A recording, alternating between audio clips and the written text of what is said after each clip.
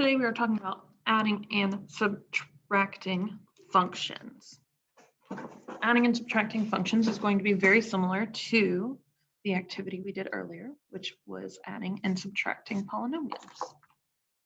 So let's go ahead and come up with two functions. Let's say that g of x equals 2x and f of x equals negative 2x to the third plus 2x. Now we can add, subtract, and multiply these functions together to get new functions. So let's just say for now, we want to find g of x plus f of x. What we are going to do is substitute. So instead of g, we're going to write this, and instead of f, we're going to write this. So our new equation would say 2x plus negative 2x to the third plus 2x.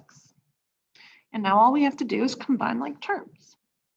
Technically, we should have put parentheses around this first to make sure we're aware, but like we've talked about previously, this is a positive, so I don't really need to worry about those parentheses yet.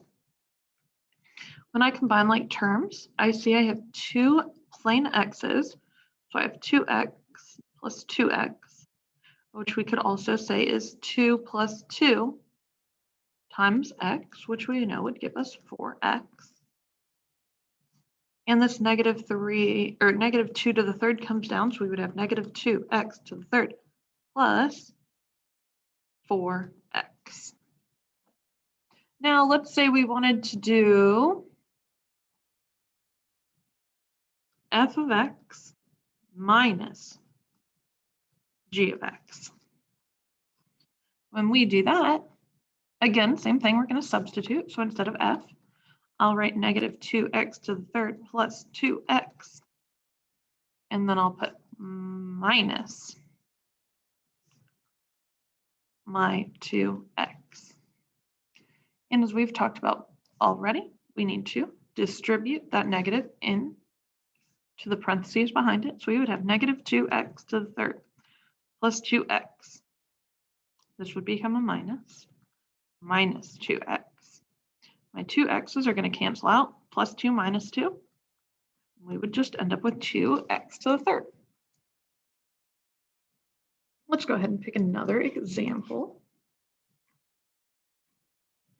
Let's do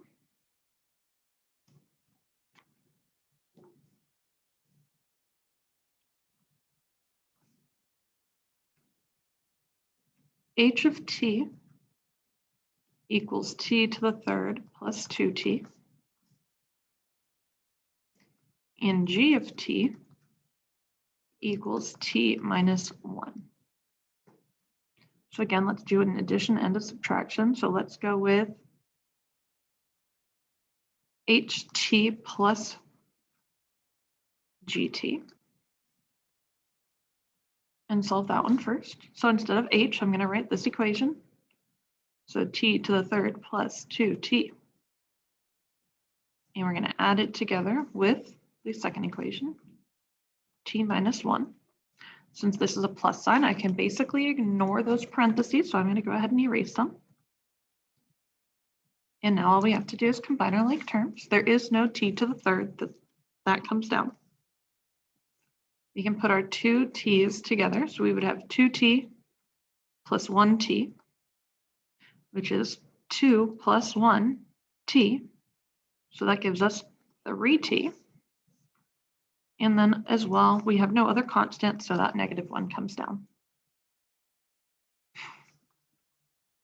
Let's do h of t minus g of t.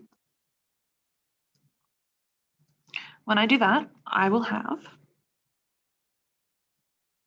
t to the third plus 2t minus t minus 1.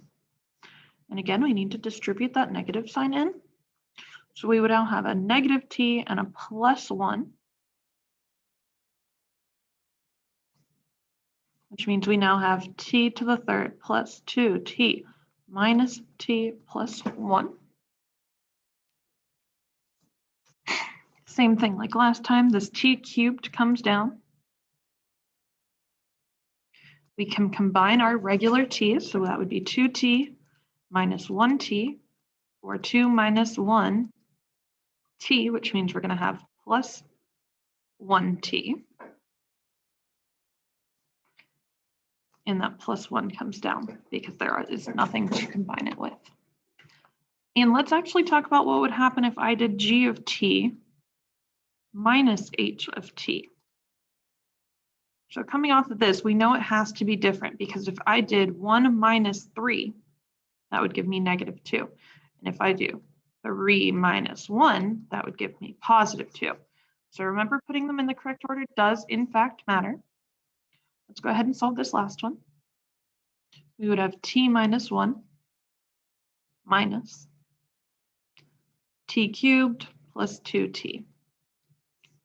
We need to distribute that negative sign, which means this is now negative t cubed, and this is now negative 2t. So let's rewrite our equation. We have t minus 1 minus t cubed minus 2t.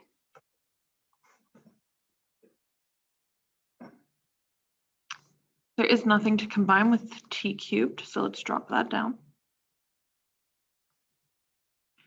We can put our 1t with our minus 2t, which means we have 1t minus 2t, which is 1 minus 2t, which means we're going to have negative t. We're going to have negative 1t. And that 1 also can come down because there's nothing else to combine it with. So in essence, this is just a more fancy way to do polynomial addition and subtraction. The biggest part is remembering to put things in the correct order, and that subtraction really matters as well.